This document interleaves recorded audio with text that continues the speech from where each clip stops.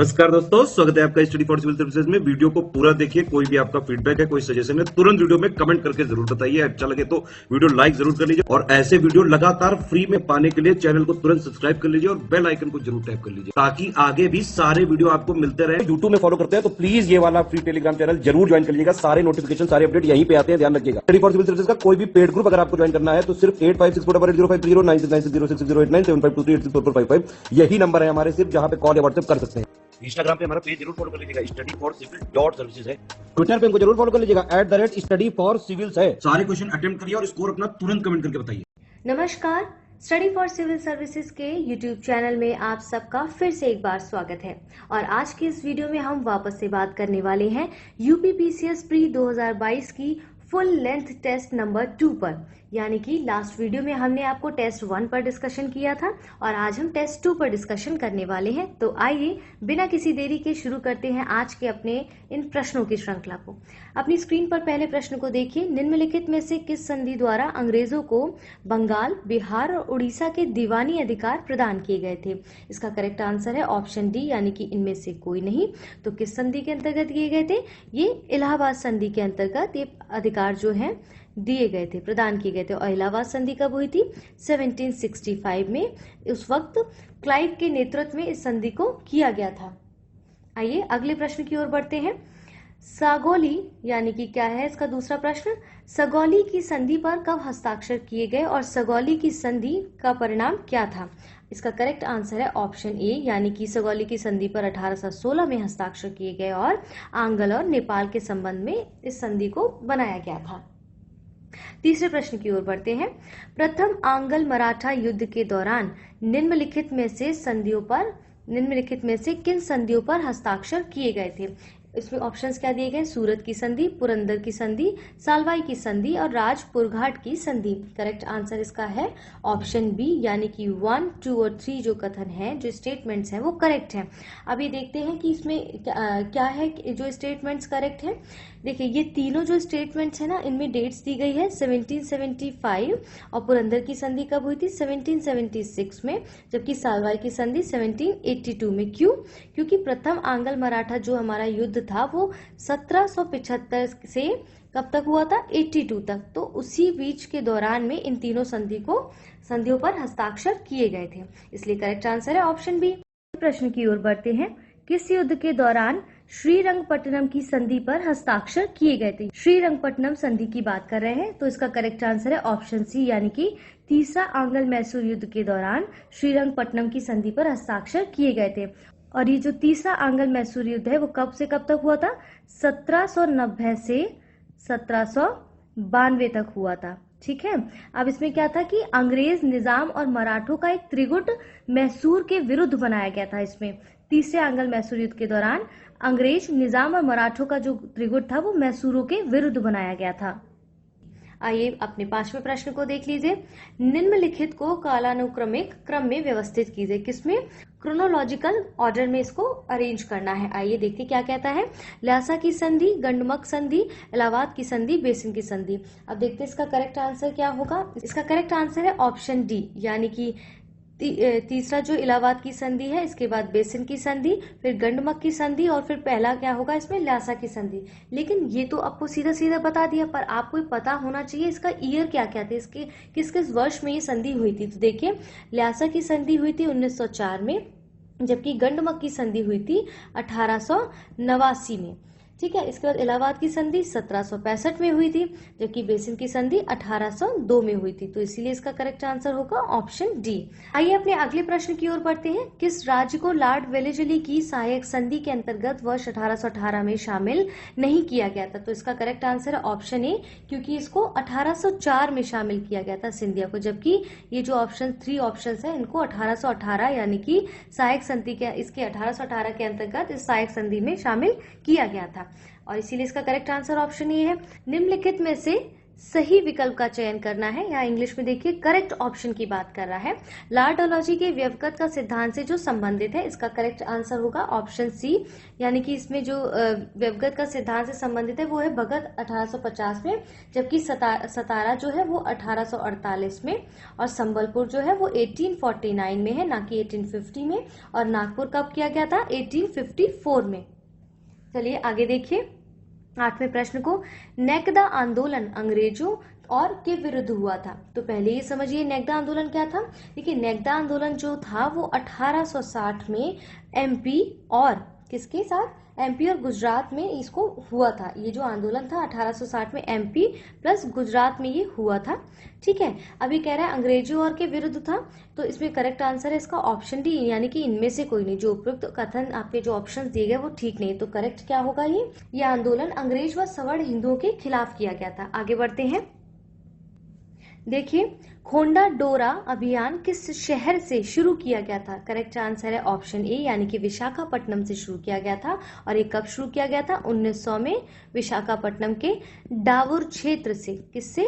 डावुर क्षेत्र से इसको शुरू किया गया था। ठीक है, 10वें प्रश्न पर बढ़ते हैं। निम्नलिखित में से कौन सा राज्य जो है वो झारखंड विद्रोह से प्रभावित नहीं रहा है? ठीक है, तो पूछ रहे कौन सा ऐसा राज्य है जो झारखंड विद्रोह से प्रभावित नहीं था? वो इसका करेक्ट आंसर है ऑप्शन बी, यानी कि उत्तर प्रदेश। जबकि ये कहा था कि छोटा नागपुर के आदिवासियों द्वारा 1920 से इसको प्रारंभ किया गया था। ये जो झारखंड विद्रोह था वो छोटा नागपुर के आदिवासियों द्वारा 1920 में इसको प्रारंभ किया गया था। ठीक है, और बाकी के ऑप्शन जो है यानी कि बिहार, उड़ीसा और बंगाल, ये राज्य जो थे झारखंड विद्रोह से प्रभावित हुए थे, जबकि उत्तर प्रदेश नहीं हुआ था। निम्नलिखित में से सही विकल्प का चयन करें। पहला देखिए लॉर्ड एल्गिन प्रथम, भारतीय सांख्यिकी सर्वेक्षण की स्थापना, लॉर्ड जॉन लॉरेंस, बहावी आंदोलन, लॉर्ड मेयो, भूटान युद्ध। करेक्ट आंसर है इसका ऑप्शन डी, यानी कि इनमें से कोई भी कथन जो है वो सही नहीं है। अब हमें जानना होगा सही कथन क्या है। तो देखिए जो भारतीय सांख्यिकी सर्वेक्षण की स्थापना हुई थी वो किसके समय पे हुई थी? लॉर्ड मेयो के समय पे। ठीक है, तो आप ये ध्यान रखिएगा। इसके बाद बहावी आंदोलन कब हुआ था? लॉर्ड एल्गिन प्रथम के समय पर। ठीक है, लॉर्ड एल्गिन प्रथम के समय पर। जबकि भूटान युद्ध किस समय पे हुआ था? लॉर्ड जॉन लॉरेंस के समय पर। लॉर्ड जॉन लॉरेंस के समय पर हुआ था। आइए आगे बढ़ते हैं। निम्नलिखित में से किस वायसराय के शासनकाल में स्थानीय स्वशासन पर सरकारी प्रस्ताव को पारित किया गया था? तो इस प्रश्न का करेक्ट आंसर है ऑप्शन ए, यानी कि लॉर्ड रिपन के समय पर। अब यहाँ क्या है? स्थानीय स्वशासन पर सरकारी प्रस्ताव 1882 में पारित किया गया था। आगे बढ़ते हैं। निम्नलिखित में से सही विकल्प का हमें चयन करना है। लॉर्ड डफरिन, भारतीय राष्ट्रीय कांग्रेस की स्थापना, लॉर्ड लेंसडाउन, भारतीय परिषद अधिनियम, लॉर्ड हॉर्डिंग द्वितीय, बंगाल प्रेसिडेंसी का निर्माण। इसमें से कह रहे हैं करेक्ट ऑप्शन चूज करना है। उसका करेक्ट ऑप्शन है ऑप्शन सी, यानी कि 1, 2 और 3 तीनों ही विकल्प इसके करेक्ट है। आइए आगे देखते हैं। निम्नलिखित को कालानुक्रमिक क्रम में व्यवस्थित करें। इसका करेक्ट आंसर होगा ऑप्शन ए। देखिए कैसे? रॉलेट अधिनियम, फिर है इसका तीसरा ऑप्शन स्वराज पार्टी की स्थापना, फिर है काकोरी ट्रेन डकैती, फिर है स्वामी श्रद्धानंद की हत्या। अब इनकी ईयर्स को भी देख लेते हैं ताकि हम इसको अच्छे से समझ पाए। देखिए रॉलेट अधिनियम कब आया था? 1919 में, 1919 में। काकोरी ट्रेन डकैती कब हुआ था? 1925 में। जबकि स्वराज पार्टी की स्थापना कब हुई थी? 1922 में। वहीं स्वामी श्रद्धानंद की हत्या कब हुई थी? 1926 में। ठीक है, अब आपके लिए प्रश्न ये है, हमें कमेंट बॉक्स में बताइएगा कि स्वराज पार्टी की जो स्थापना है वो किसने की थी? ठीक है, इसे कमेंट बॉक्स में बताइएगा स्वराज पार्टी की स्थापना किसने की थी। अगले प्रश्न की ओर बढ़ते हैं। निम्नलिखित में से गलत विकल्प का चयन करें। भारतीय राष्ट्रीय कांग्रेस के उस अधिवेशन से संबंधित जिसमें राष्ट्रीय योजना समिति का गठन किया गया था। तो इसमें क्या कह रहे हैं कि इसमें गलत विकल्प हमें चूज करना है। तो इसका करेक्ट आंसर है ऑप्शन डी, यानी कि इनमें से कोई नहीं। उपरोक्त दिए गए तीनों ही कथन एकदम करेक्ट है। आगे बढ़ते हैं। निम्नलिखित में से किस बौद्ध परिषद के बाद बौद्ध धर्म के हीनयान और महायान संप्रदाय अलग हो गए थे? इसलिए इसका करेक्ट आंसर है ऑप्शन डी, यानी कि चौथी जो बौद्ध संगीति थी उसके बाद ये दोनों ही संप्रदाय अलग अलग हो गए थे। लेकिन अब देखिए ये जो आप बताइए मुझे यहाँ पर कि जो चौथी बौद्ध संगीति थी वो किसकी अध्यक्षता में इसको आयोजित किया गया था? ठीक है। आपका प्रश्न यहाँ पर रहेगा कि चौथी बौद्ध संगति किसकी अध्यक्षता में इसको आयोजित किया गया था। आगे बढ़ते हैं 17वें प्रश्न को देखिए, अपने 17th क्वेश्चन को। निम्नलिखित में से कौन सा विकल्प करेक्ट है? एक तरफ तीर्थंकर दिए गए, दूसरी तरफ आपको प्रतीक दिए गए हैं। देखिए, सुपार्श्वनाथ सिंह पुष्पदंत मगरमच्छ, विमलनाथ स्वास्तिक और महावीर वराह। तो इसमें से करेक्ट आंसर है आपका ऑप्शन बी, यानी कि पुष्पदंत का जो प्रतीक है वो मगरमच्छ ही है। लेकिन ऊपर के जो ऑप्शंस हैं वो करेक्ट क्यों नहीं है कि सुपार्श्वनाथ जो है वो स्वास्तिक उनका प्रतीक है। कौन सा है? स्वास्तिक प्रतीक है। इसके बाद विमलनाथ का कौन सा प्रतीक बता रहे हैं? ये वराह है। ठीक है। महावीर का क्या है? सिंह है। और इसका तो करेक्ट है ही पुष्पदंत का। इस तरह के मैच द फॉलोइंग्स और ये ऑप्शंस करेक्ट और इनकरेक्ट बहुत पूछे जाते हैं। प्लीज फोकस करिएगा, इनके नोट्स बनाते रहिए और रिवाइज करते रहिए। ठीक है। 18 क्वेश्चन देखिए, निम्नलिखित में से कौन सा महाकाव्य जो है वो भैरवी द्वारा लिखा गया है? किसके द्वारा?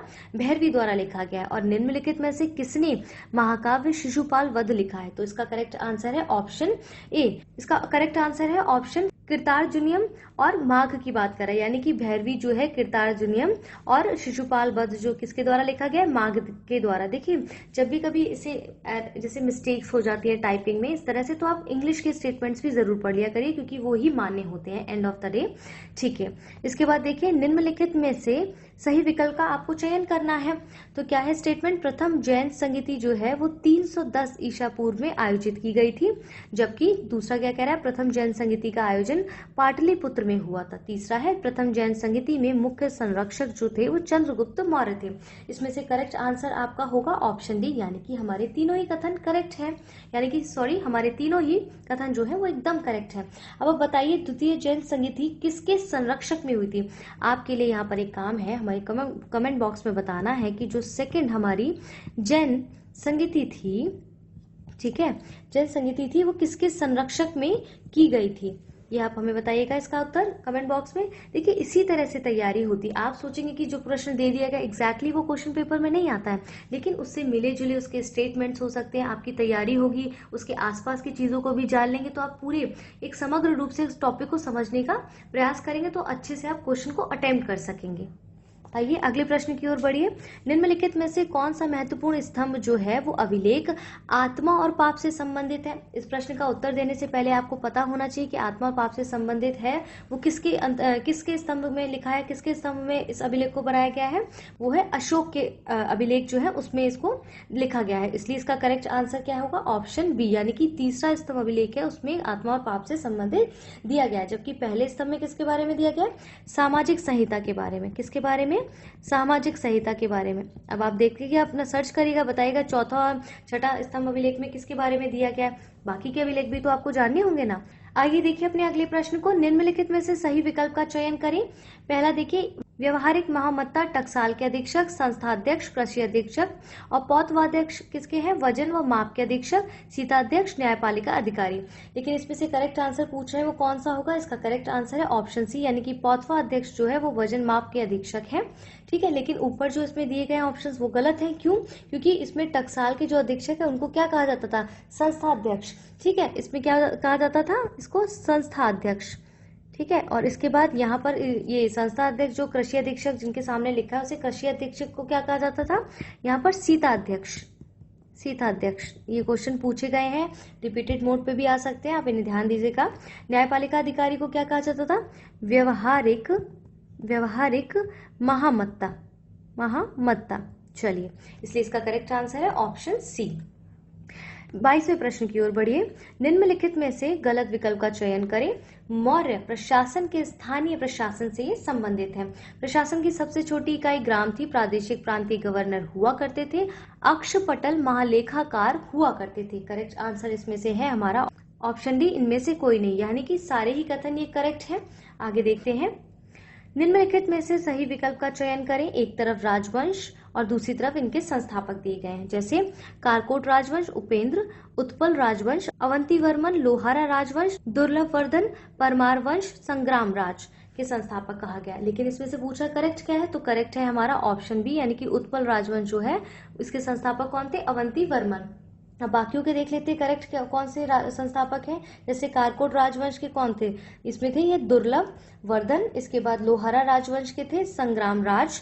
ठीक है, परमार वंश के कौन थे, उपेंद्र। तो आप ये ध्यान रखिएगा। आगे देखते हैं, निम्नलिखित में से सही विकल्प का चयन करना है। राजवंश है और दूसरी तरफ राजधानियां दी गई हैं। ठीक है, सेन राजवंश जो है लखनौती, गढ़वाल राजवंश त्रिपुरी, परमार राजवंश कन्नौज और कलचुरी राजवंश धारानगरी। इसका करेक्ट आंसर है ऑप्शन ए, यानी कि सेन राजवंश जो है वो लखनौती इसकी राजधानियां हैं। इसमें बाकी में देखिए क्या है, गढ़वाल कहाँ राजवंश की राजधानी कहाँ पर है, कन्नौज में है। ओके, इसके बाद परमार राजवंश की राजधानी कहाँ पर है, धारानगरी में, धारानगरी में। इसके बाद कलचुरी राजवंश की राजधानी कहाँ है, त्रिपुरी में है। चलिए ऐसे रिवाइज करते चलिएगा। इसके बाद आगे प्रश्न पर आते हैं, निम्नलिखित में से सही विकल्प का चयन करें। एक तरफ नगर और दूसरी तरफ उसके संस्थापक यानी कि फाउंडर्स के नाम दिए गए हैं। देखिए, कंकनपुरा, खारवेल, वातापी, दिद्दा। इसमें इंग्लिश में पढ़ लीजिए क्या लिखा है, वातापी, दिद्दा। इसके बाद है गंगई कोंडा चोलपुरम, राजेंद्र चोल प्रथम, प्राचीन नगर, पुलकेशिन प्रथम। इसका करेक्ट आंसर होगा हमारा ऑप्शन, करेक्ट आंसर इसका क्या होगा, ऑप्शन सी, यानी कि गंगोई कोंडा चोलपुरम जो राजेंद्र चोल प्रथम के द्वारा ही इसका नगर के संस्थापक थे। इसके बाद इसमें ऊपर नीचे जो दिए गए वो गलत है, इसका मतलब तो सही हम पढ़ लेते हैं क्या है, कंकनपुरा नगर के जो संस्थापक थे वो कौन थे, वो हमारे थे दिद्दा। ओके, इसके बाद वातापी के कौन थे, पुलकेशिन। इसके बाद प्राचीन नगर के कौन थे, खारवेल। इसको ध्यान रखिएगा, खारवेल इसके संस्थापक थे और वातापी के पुलकेशिन। चलिए आगे बढ़ते हैं। इसका मतलब करेक्ट आंसर मैंने आपको बता दिया ना, ऑप्शन सी था, ये ऑप्शन सी इसका करेक्ट आंसर था। आगे देखिए, निम्नलिखित में से सही विकल्प का चयन करिए। एक तरफ नदी और दूसरी तरफ पुरातात्विक स्थल दिए गए हैं। तुंगभद्रा नदी, सुतकांगेडोर, सरस्वती नदी, हुल्लूर, दाशत नदी, कालीबंगन, रंगोई नदी, वनावली, इनके पुरातात्विक स्थल है। अब पूछ रहे करेक्ट क्या है, तो करेक्ट है रंगोई नदी जो वनावली इसका पुरातात्विक स्थल है। बाकी के करेक्ट देख लेते हैं, तुंगभद्रा नदी हुल्लूर में है, जब हुल्लूर इसका पुरातात्विक स्थल है, जबकि सरस्वती नदी का कौन सा है, कालीबंगन। यहाँ पर लिखती जाती हूँ कालीबंगन, ठीक है, कालीबंगन है। बाकी दाशत नदी किसका है, सुतकांगोडोर का, डोर इसका जो है पुरातात्विक स्थल है। और तुंगभद्रा नदी का आपको बता ही दिया, हल्लूर है इसका पुरातात्विक स्थल, इसलिए इसका करेक्ट आंसर है ऑप्शन डी।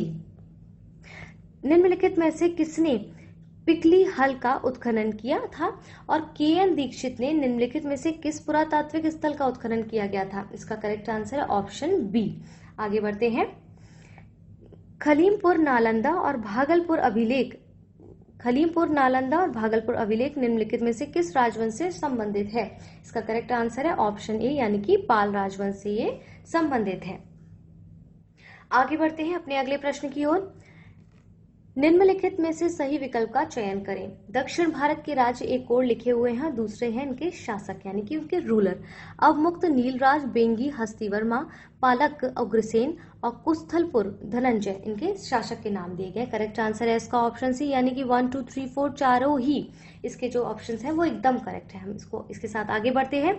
निम्नलिखित में से कौन सांख्य दर्शन के प्रवर्तक थे, कौन थे इसके प्रवर्तक, महर्षि कपिल, यानी कि ऑप्शन सी इसका करेक्ट होगा। लेकिन बाकियों के बारे में भी तो जान लेते, क्या पता मैच ऑफ द फॉलोइंग में आपसे पूछ ले। तो महर्षि गौतम किसके प्रवर्तक थे, न्याय दर्शन के, ठीक है। इसके बाद महर्षि कणाद किसके थे, वैशेषिक दर्शन के। यहाँ पर लिख देती हूँ मैं, आपके लिए आसानी होगी नोट्स बनाने में, वैशेषिक दर्शन के। इसके बाद आता है महर्षि जैमिनी किसके थे, मीमांसा दर्शन के, यूपीपीसीएस के ये फेवरेट क्वेश्चंस रहते हैं, तो प्लीज इनको ध्यान से पढ़िएगा। और आपको इसके बारे में कुछ कंटेंट मिलता है उसको और लिस्ट बनाइएगा और इसके नोट्स बना के उसको रिवाइज करते रहिएगा। निम्नलिखित में से गलत विकल्प का चयन करें। सेमोफाइट्स बालू में उगने वाले पौधे, एरिमोफाइट्स जो होते हैं वो रेगिस्तानी या स्टेपी में उगने वाले पौधे होते हैं, हीलोफाइट्स कौन से होते हैं, दलदल में उगने वाले पौधे। गलत विकल्प चुनना, यानी कि हमें ऑप्शन क्या, इसका आंसर क्या होगा, ऑप्शन डी, यानी कि इनमें से कोई नहीं। उपयुक्त दिए गए सारे ही कथन करेक्ट हैं। आगे देखिए, निम्नलिखित को आरोही क्रम में व्यवस्थित करें, यानी कि असेंडिंग ऑर्डर में अरेंज करने की ये बात कर रहा है। इनके क्या बात कर रहा है कि इनके गुणसूत्रों की संख्या के आधार पर इनको असेंडिंग ऑर्डर में बताइए। बिल्ली, चिंपैंजी, मानव, खरगोश। ये बताने से पहले आपको पता होना चाहिए इनके गुणसूत्रों के बारे में।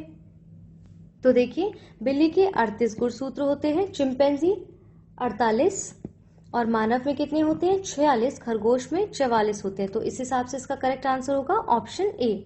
अगले प्रश्न की ओर बढ़ते हैं। निम्नलिखित में से किस वर्ण के कारण लहसुन में गंध आती है? इसका करेक्ट आंसर है हमारा ऑप्शन बी, यानी कि एलिसिन के कारण जो है, एलिसिन वर्ण के कारण लहसुन में गंध आती है। इसके बाद देखते हैं आइसोसाइनेट किस जो वर्णक है उसमें क्या पाया जाता है? मूली में तीखापन, मूली में तीखापन। इसके बाद हम देखते हैं लाइकोपीन क्या है? टमाटर में लाल रंग, टमाटर में लाल रंग। ओके, कैरोटीन की क्या कह रहा है कि गाजर में ये नारंगी रंग पाए जाने का ये कारण है, नारंगी रंग। इसलिए इसका करेक्ट आंसर आपका क्या होगा? एलिसिन, क्योंकि ये लहसुन में गंध आती है किस वर्ण के कारण? एलिसिन के कारण इज द करेक्ट आंसर। निम्नलिखित में से गलत विकल्प का चयन करना है। पहला देखिए, मटर में मार्श रोग मैंगनीज की कमी के कारण होता है। फिर इसके बाद धान में खैरा रोग किसके कारण? जिंक की कमी के कारण होता है। फूलगोभी में व्हिपटेल रोग जो है बेरॉन की कमी के कारण होता है। और फिर चौथा क्या देखा है? इनमें से कोई नहीं। गलत विकल्प क्या है? इसका मतलब इसका आंसर हमें क्या चूज करना है? इसका करेक्ट आंसर है ऑप्शन सी, यानी कि ये जो ऑप्शन है वो गलत है, बाकी सही है। अब ये गलत क्यों है? जबकि ये जो फूल गोभी में विपिटेल रोग जो है वेरॉन की कमी के कारण नहीं, बल्कि किसके कारण होता है? मॉलिवेडिनम के कारण होता है। मैं यहाँ लिख देती हूँ तो और स्पष्ट हो जाएगा आपको। मॉलिवेडिनम के कारण ये फूल गोभी में रोग होता है, इसलिए इसका करेक्ट आंसर ऑप्शन सी है। अपने अगले प्रश्न को देखते हैं। निम्नलिखित में से किस पौधे में जड़ जो है वो खाने योग्य भाग होता है? इसका करेक्ट आंसर है ऑप्शन डी, यानी कि शकरकंद। बाकी के जो 3 ऑप्शन है हमारे गन्ना, प्याज और आलू, उसका क्या होता है? तना खाने योग्य इसका भाग होता है। प्रश्न की ओर बढ़ते हैं। निम्नलिखित में से कौन सी सब्जी मालवेसी कुल की, मतलब मालवेसी फैमिली की है? तो इसका करेक्ट आंसर है ऑप्शन बी, यानी कि कपास जो है वो मालवेसी फैमिली का है। बाकी के देख लेते हैं कौन से किस फैमिली के हैं। शलजम जो है हमारा क्रूसीफेरी का है और लौकी है कुकरी बिटेसी, और जबकि टमाटर है सोलेनेसी का। चलिए आगे बढ़ते हैं। निम्नलिखित में से कौन सा पदार्थ कांच के साथ मिलाए जाने पर कांच को मयूर जैसा नीला रंग दे देता है? और इसका करेक्ट आंसर है ऑप्शन सी, यानी कि क्यूप्रिक जो लवण है वो मयूर जैसा नीला रंग इसमें दे देता है। बाकी के इसमें ऑप्शंस में देख लेते हैं क्या कह रहे हैं।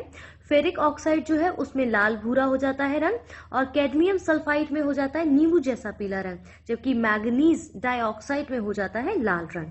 आइए अगले प्रश्न की ओर जंप करते हैं। निम्नलिखित में से सही विकल्प का चयन करना है हमें। देखिए पहला कथन क्या कह रहा है? शौचालय में पेशाब की गंध अमोनिया के कारण आती है। दूसरा है रुधिराणु का निर्माण अस्थि मज्जा, प्लीहा और यकृत में होता है। इसका करेक्ट आंसर है ऑप्शन सी, यानी कि दोनों ही उपरोक्त कथन हमारे सही हैं। अगले प्रश्न की ओर बढ़िए। निम्नलिखित में से गलत विकल्प का चयन करना है, तो इसका आंसर क्या होगा? ऑप्शन ए, यानी कि स्लेक्ट लाइम जो है वो कैल्शियम सल्फेट ना होकर क्या है? कैल्शियम हाइड्रोक्साइड है। यहाँ पर मैं लिख देती हूँ क्या है ये? कैल्शियम हाइड्रोक्साइड है, हाइड्रो ऑक्साइड है। चलिए आगे देखते हैं। निम्नलिखित में से कौन सा युग्म सही सुमेलित है? करेक्ट आंसर है इसका ऑप्शन सी, यानी कि जो रॉबर्ट एच गोडार्ड है उनके द्वारा रॉकेट इंजन को निर्मित किया गया है। बाकी के देखते हैं क्या है इसमें, इसका सही उत्तर देख लेते हैं। स्टेथोस्कोप, यानी कि ये जो हमारे अलेक्जेंडर फ्लेमिंग है उन्होंने स्टेथोस्कोप को ना बनाकर किसको बनाया? पेनिसिलिन को।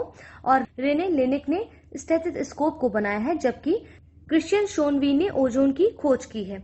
इसलिए इसका करेक्ट आंसर हो जाता है ऑप्शन सी। आगे बढ़ते हैं। निम्नलिखित में से कौन सा युग्म सही सुमेलित नहीं है? एक तरफ तत्व का नाम दिया गया, दूसरी तरफ आपको अयस्क का नाम दिया गया है। इसमें से कौन सा सही सुमेलित नहीं है? ऑप्शन ए इसका करेक्ट आंसर होगा, यानी कि जिंक जो है वो कैसीटेराइड का अयस्क नहीं है, बल्कि टिन इसका अयस्क है। आगे बढ़ते हैं। निम्नलिखित में से कौन सा विटामिन वसा में घुलनशील है? कौन सा विटामिन जो है वसा में घुलनशील है? इसका करेक्ट आंसर होगा रेटिनोल, यानी कि option D is the correct answer. बाकी के ऑप्शंस देखिए, बायोटीन B7 है विटामिन, इसके बाद नियासिन है B3, और थायमिन जो है इसका वो है विटामिन B3। ठीक है, इसलिए इसका करेक्ट आंसर ऑप्शन डी है। अब आपके लिए एक प्रश्न है यहाँ पर कि हमारे जो जल में घुलनशील विटामिन कौन कौन से हैं, तो आप बताइएगा कि जल में घुलनशील विटामिन कौन कौन से होते हैं। कमेंट बॉक्स में बताइएगा। 43 क्वेश्चन को देखिए, निम्नलिखित में से कौन सा रोग जीवाणु से होता है? इसका करेक्ट आंसर है ऑप्शन डी यानी कि टाइफाइड। और टाइफाइड किस बैक्टीरिया के द्वारा होता है? साल्मोनेला टाइफी के द्वारा। निम्नलिखित में से किस रोग की रोकथाम के लिए बीसीजी का टीका दिया जाता है? इसका करेक्ट आंसर है हमारा ऑप्शन बी यानी कि 6 रोग को। बाकी तीनों के लिए डीपीटी का टीका दिया जाता है। निम्नलिखित में से कौन सी गैस वैश्विक ताप वृद्धि में न्यूनतम योगदान देती है? यानी कि ऐसी कौन सी गैस है जो ग्लोबल वार्मिंग में सबसे कम भागीदारी देती है उसको बढ़ाने में? तो इसका करेक्ट आंसर हमारा होगा ऑप्शन सी यानी कि नाइट्रस ऑक्साइड देती है। और देखिए, सबसे ज्यादा ग्लोबल वार्मिंग के लिए कौन सी गैस हकदार है? Carbon dioxide. वो क्यों? क्योंकि ये 60% इसकी हिस्सेदारी है, जबकि ओजोन की लगभग 8% है और मीथेन की 4% है, जबकि नाइट्रस ऑक्साइड की कितनी है?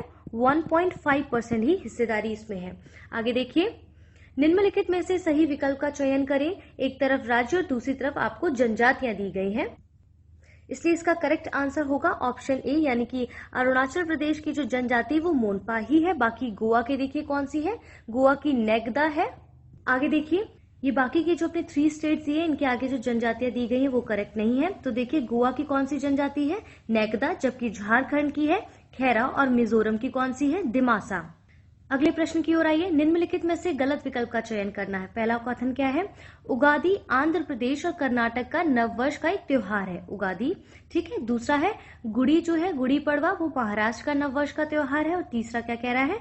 नवा वर्षा उड़ीसा का नववर्ष का त्योहार है। और इसीलिए इसका करेक्ट आंसर है ऑप्शन सी यानी कि तीसरा जो कथन है वो गलत है, क्योंकि नवा वर्षा उड़ीसा का नववर्ष का त्योहार ना होकर ये वेस्ट बंगाल यानी कि पश्चिम बंगाल का ये एक त्योहार है। अगले प्रश्न को देखिए। निम्नलिखित में से गलत विकल्प का चयन करें। एक साइड आपको मूल राज्य दिए गए और एक तरफ आपको लोक नृत्य दिए गए हैं। इस प्रश्न का आंसर होगा ऑप्शन बी यानी कि जम्मू कश्मीर और महासू। लेकिन महासू जो है वो जम्मू कश्मीर का नृत्य ना होकर ये हिमाचल प्रदेश का लोक नृत्य है। बाकी के ऑप्शंस करेक्ट दिए गए हैं। निम्नलिखित में से कौन सा विकल्प कॉर्पोरेट गवर्नेंस से संबंधित है? इसका करेक्ट आंसर है ऑप्शन डी यानी कि कुमार मंगलम जो विड़ला रिपोर्ट है वो इसका करेक्ट आंसर होगा यानी कि ऑप्शन डी। बाकी का देख लेते हैं किससे संबंधित है। हनुमंत राव समिति जो है वो उर्वरक से, कस्तूरी रंगन समिति है मसौदा राष्ट्रीय शिक्षा नीति से, जबकि कोठारी आयोग किससे संबंधित है? शैक्षिक क्षेत्र के सभी पहलुओं की जांच के लिए ये संबंधित है। इस प्रश्न का करेक्ट आंसर है ऑप्शन डी। निम्नलिखित में से कौन सा प्रमुख दिवस अप्रैल के महीने में मनाया जाता है? तो इस हिसाब से इसका करेक्ट आंसर होगा ऑप्शन ए यानी कि विश्व बौद्धिक संपदा दिवस जो है वो अप्रैल महीने में कब मनाया जाता है? 26 अप्रैल को ये मनाया जाता है। बाकी के देख लेते हैं अपने जो दिवस दिए गए हैं। अंतर्राष्ट्रीय जैव विविधता दिवस 22 मई को, इसके बाद राष्ट्रीय सांख्यिकी दिवस 29 जून को और विश्व जनसंख्या दिवस 11 जुलाई को मनाया जाता है। अगले प्रश्न को देखते हैं। निम्नलिखित में से कौन सा राज्य राष्ट्रीय राजमार्गों की कुल लंबाई के आधार पर भारत के शीर्ष 3 राज्यों में नहीं आता है? तो इस प्रश्न का करेक्ट आंसर क्या होगा? ऑप्शन डी यानी कि इनमें से कोई नहीं। ठीक है। आगे देखिए, निम्नलिखित में से सबसे पश्चिमी राष्ट्रीय उद्यान का चयन हमें करना है और इस हिसाब से इस प्रश्न का करेक्ट आंसर है ऑप्शन सी यानी कि गुगामाल राष्ट्रीय उद्यान जो है वो महाराष्ट्र में है और सबसे पश्चिमी राष्ट्रीय उद्यान है ये। बाकी का देख लेते हैं कहाँ पर है। जैसे सिमलीपाल नेशनल पार्क उड़ीसा में, पेंच राष्ट्रीय उद्यान जो है वो एमपी में है और नवेगांव राष्ट्रीय उद्यान का है महाराष्ट्र में है। निम्नलिखित में से गलत विकल्प का चयन करें। इसका आंसर होगा ऑप्शन सी यानी कि जम्बू घोड़ा जो वन्य जीव अभ्यारण्य है वो पश्चिम बंगाल में ना होकर कहाँ पर है? ये गुजरात में है। बाकी के ऑप्शन एकदम करेक्ट है।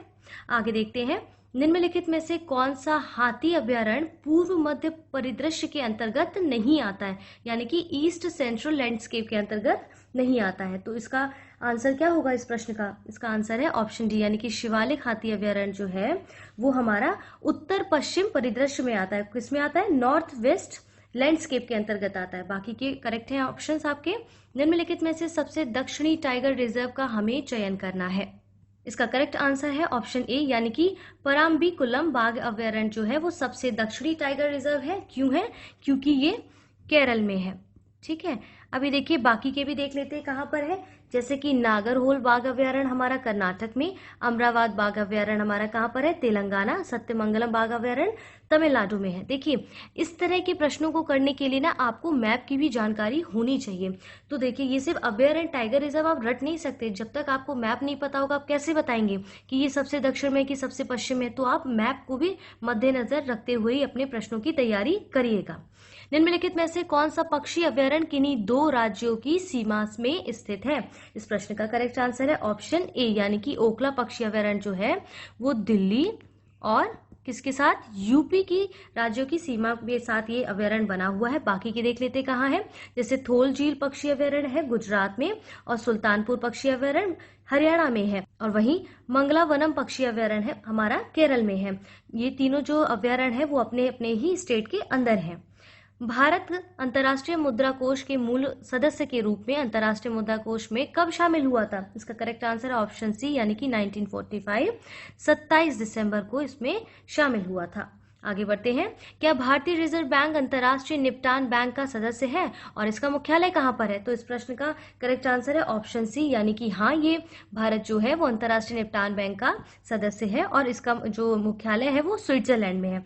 अब देखिए, जो अंतर्राष्ट्रीय निपटान बैंक है उसको 1930 में बनाया गया और यह विभिन्न देशों के 60 केंद्रीय बैंकों का एक संगठन है। आइए अपने अगले प्रश्न को स्क्रीन पर देखिए। निम्नलिखित में से गलत विकल्प का चयन करना है। पहला कथन क्या है? भारत एशिया विकास बैंक का चौथा सबसे बड़ा शेयर धारक है। दूसरा है, न्यू डेवलपमेंट बैंक में ब्रिक्स देशों की हिस्सेदारी वोटिंग पावर के 45% से कम नहीं हो सकती है। तो इसमें इसका उत्तर क्या होगा इस प्रश्न का? ऑप्शन बी, यानी कि केवल दो कथन जो है वो गलत है। वो क्यों गलत है? देखिए, यहाँ पर 45% की बात नहीं कर रहा है, बल्कि 55% बोला गया है। अब आप कमेंट बॉक्स में बताइए कि भारत जो है वो एशियाई विकास बैंक में कब शामिल हुआ था। आप हमें कमेंट बॉक्स में बताइएगा। देखिए, अगला प्रश्न क्या है? Change the world list data report में निम्नलिखित में से किसके द्वारा प्रकाशित की जाती है? तो ये फॉर्च्यून पत्रिका के द्वारा इसको प्रकाशित किया जाता है। निम्नलिखित में से किस अंतर्राष्ट्रीय संगठन का मुख्यालय लुसाने में स्थित है? इस प्रश्न का करेक्ट आंसर है ऑप्शन डी, यानी कि अंतर्राष्ट्रीय ओलंपिक समिति कह रहा है। वो क्यों? क्योंकि ये लुसाने यानी कि स्विट्जरलैंड में है। बाकी के देख लेते हैं क्या करेक्ट है। विश्व खाद्य कार्यक्रम जो है वो रोम इटली में है। संयुक्त राष्ट्र विश्वविद्यालय टोक्यो यानी कि जापान में है। और वहीं अंतर्राष्ट्रीय नागरिक उड्डयन संगठन कहां पर है? मॉन्ट्रियल यानी कि कनाडा में है। तो इस प्रश्न का करेक्ट आंसर है आपका ऑप्शन डी। दिल्ली की गद्दी पर बैठने से पहले इल्तुतमिश उत्तर प्रदेश राज्य में निम्नलिखित में से किस जिले का राज्यपाल था? तो इसमें बदायूं का था। करेक्ट आंसर ऑप्शन बी हो गया। आगे बढ़ते हैं। निम्नलिखित में से गलत विकल्प का चयन करना है। पहला कथन देखिए, सिकंदर लोदी दिल्ली का सुल्तान था, उसने आगरा की स्थापना की थी और इसे अपने राज्य की राजधानी भी बना लिया था। दूसरा देखिए, 1458 में बहलोल लोदी के साथ 4 वर्षीय शांति संधि पर हस्ताक्षर करने वाले हुसैन शाह जौनपुर राज्य के अंतिम शासक थे। इसमें से गलत विकल्प इसका क्या होगा? ऑप्शन डी, इनमें से कोई नहीं, यानी कि दोनों ही कथन हमारे एकदम करेक्ट है। आगे बढ़ते हैं। निम्नलिखित में से गलत विकल्प का चयन करें। इसका आंसर होगा आपका ऑप्शन सी, यानी कि काकोलत जलप्रपात जो है वो ओडिशा में ना होकर कहां पर है? ये नवादा जिला यानी कि बिहार में है। बाकी के देख लेते हैं क्या है। गाथा जलप्रपात मध्य प्रदेश के कहां पर है? पन्ना जिले में। किलियूर जो जलप्रपात है वो तमिलनाडु के कहां पर है? यरकौड जिला में। और वहीं तीरगढ़ जलप्रपात कहां पर है? हमारे छत्तीसगढ़ के बस्तर जिले में। आइए अगले प्रश्न को देखिए। सही विकल्प का इसमें चयन करना है। इसका करेक्ट आंसर है ऑप्शन सी, यानी कि राज्य का सबसे उत्तरी जिला सहारनपुर है। अब ये देखिए, ये जो प्रश्न है ना, इसको और स्पष्ट करते हैं। ये यूपी के संदर्भ में पूछ रहा है। अब आप बाकी के स्टेटमेंट्स को और अच्छे से समझ पाएंगे। राज्य का यानी कि यूपी का सबसे पूर्वी जिला सोनभद्र ना होके बलिया है, और सबसे पश्चिमी जिला कौन सा है? यहाँ पर शामली है। वहीं राज्य का सबसे दक्षिणी जिला कौन सा है? सोनभद्र है, ना कि शामली है। तो इस प्रश्न का करेक्ट आंसर है ऑप्शन सी। यूपी के मैप को अच्छे से रट लीजिएगा, इस तरह से क्वेश्चन डायरेक्ट आपसे वहां पर पूछे जाते हैं। निम्नलिखित में से गलत विकल्प का चयन करें। इसका उत्तर होगा ऑप्शन डी, यानी कि झारखंड, यानी कि रायचूर ताप विद्युत केंद्र जो है वो कर्नाटक में है, ना कि झारखंड में। बाकी के ऑप्शंस करेक्ट है। आइए अपने अगले प्रश्न को देखिए। क्या राष्ट्रीय जलमार्ग 4 केंद्र शासित प्रदेश लक्षद्वीप से होकर गुजरता है? दूसरा क्या कह रहा है? निम्नलिखित में से कौन सी नदी प्रणाली राष्ट्रीय जलमार्ग 4 से संबंधित है? इस प्रश्न का उत्तर है ऑप्शन ए, यानी कि यहाँ पर कह रहा है ये केंद्र शासित प्रदेश लक्षद्वीप से होकर नहीं गुजरता है। दूसरा है, कौन सी नदी प्रणाली राष्ट्रीय जलमार्ग 4 से संबंधित है? कृष्णा और गोदावरी। अब आपको मैप पता होगा तो आप इसको और अच्छे से एक साथ रिवाइज कर सकते हैं। क्या है कि कृष्णा और गोदावरी नदियां जो वो हैं हमारे कहाँ से गुजरती है? आंध्र प्रदेश, तमिलनाडु, इसके बाद पुडुचेरी। ठीक है, इस तरह से क्वेश्चन इसमें डायरेक्ट पूछे गए हैं। आगे बढ़िए। निम्नलिखित में से कौन सा जल डमरू मध्य या चैनल अटलांटिक महासागर और भूमध्य सागर को जोड़ता है? इस प्रश्न का करेक्ट आंसर है ऑप्शन डी, यानी कि जिब्राल्टर जल डमरू जो है वो अटलांटिक महासागर और भूमध्य सागर को जोड़ता है। बाकी के भी देख लेते हैं ताकि रिवाइज कर सके। उत्तरी चैनल जैसे कि आयरिश सागर और अटलांटिक महासागर को जोड़ता है, और होर्मुज जो जल डमरू मध्य है वो ओमान और फारस की खाड़ी को। सुंडा जल डमरू किसको जोड़ता है? जावा सागर और हिंद महासागर को जोड़ता है। नोट्स बनाते चलिए, इनको रिवाइज करते चलिए। अरब रेगिस्तान विस्तार का डैश में देखा जा सकता है। करेक्ट आंसर है ऑप्शन बी, यानी कि पश्चिमी एशिया में देखा जा सकता है। अब पश्चिमी एशिया में कौन कौन से देश आते हैं? Iraq, Jordan, Kuwait, Oman, Qatar, Saudi अरब, यूएई और यमन। निम्नलिखित में से किस देश में सांगपो नदी का सबसे अधिक भाग बहता है? इसका करेक्ट आंसर है ऑप्शन ए, नेपाल में। अब देखिए ये भारत में इसका क्या रोल है, बताइएगा आप कमेंट बॉक्स में कि भारत में सांगपो नदी है वो कितने प्रतिशत बहती है और किस नाम से इसको वहां पर जाना जाता है। 20वीं पशुधन गणना के अनुसार देश में कुक्कुटों की कुल संख्या में लगभग कितने प्रतिशत की वृद्धि को दर्ज किया गया है? तो इस प्रश्न का करेक्ट आंसर है ऑप्शन बी, यानी कि 17%।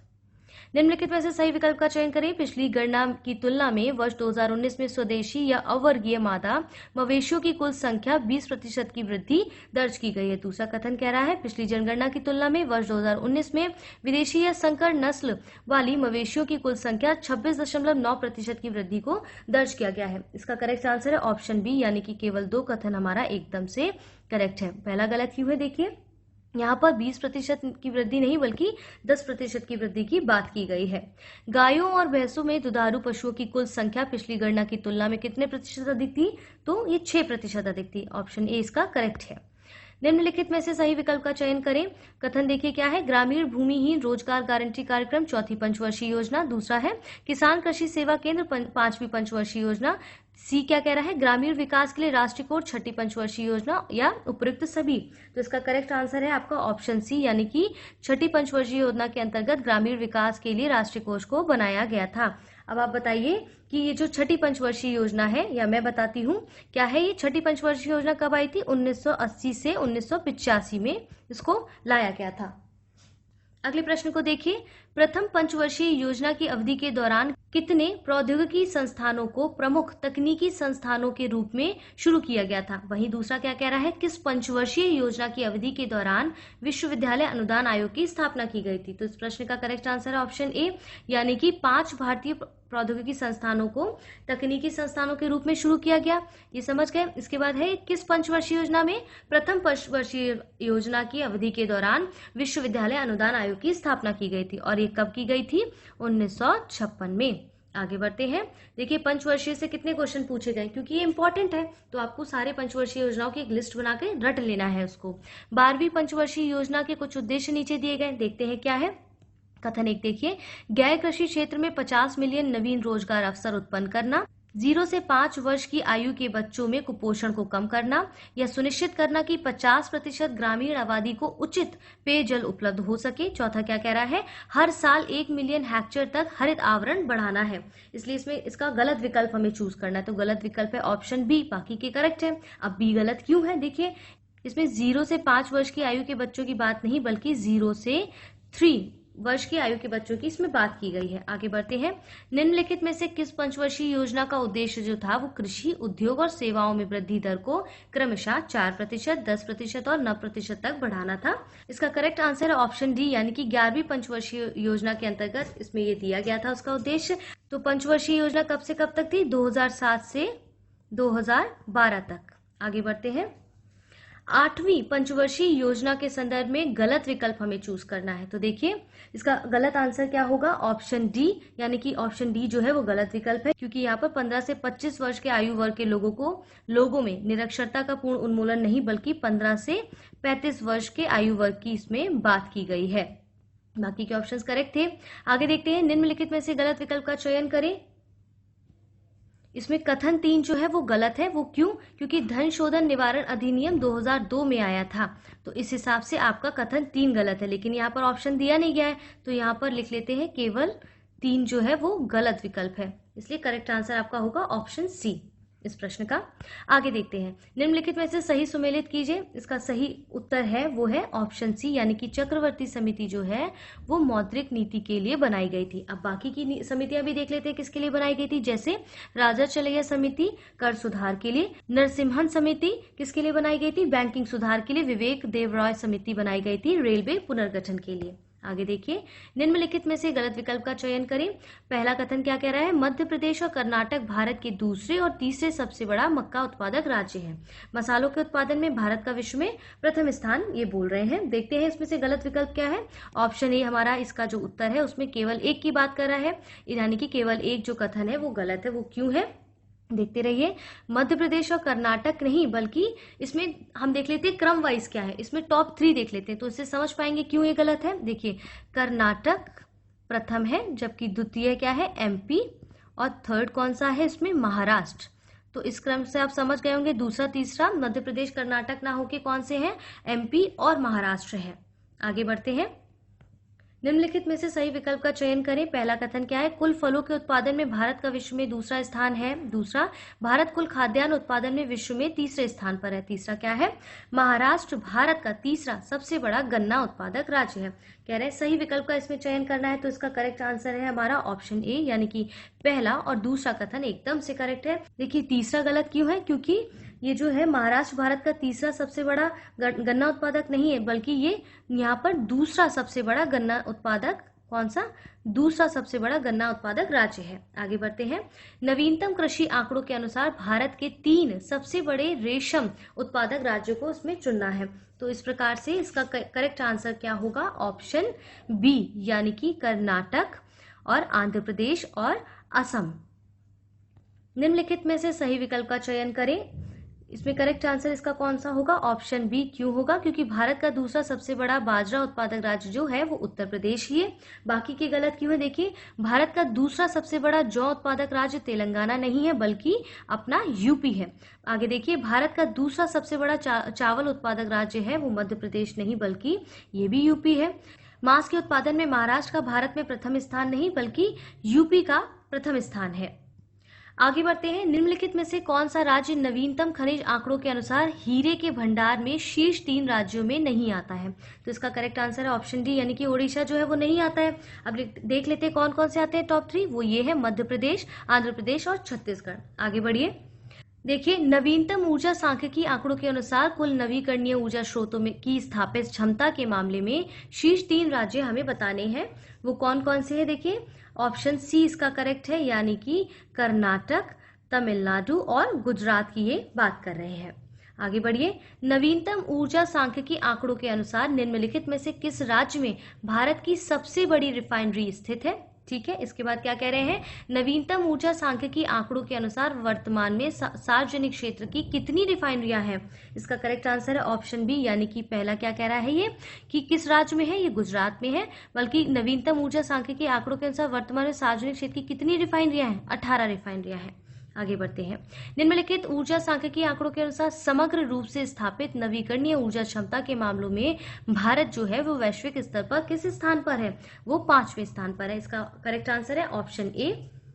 निम्नलिखित में से कौन सा पूर्वोत्तर राज्य नवीनतम ऊर्जा सांख्यिकी आंकड़ों के अनुसार प्राकृतिक गैस भंडार में तीसरे स्थान पर है, और इस प्रश्न का करेक्ट आंसर है ऑप्शन डी, यानी कि इनमें से कोई नहीं।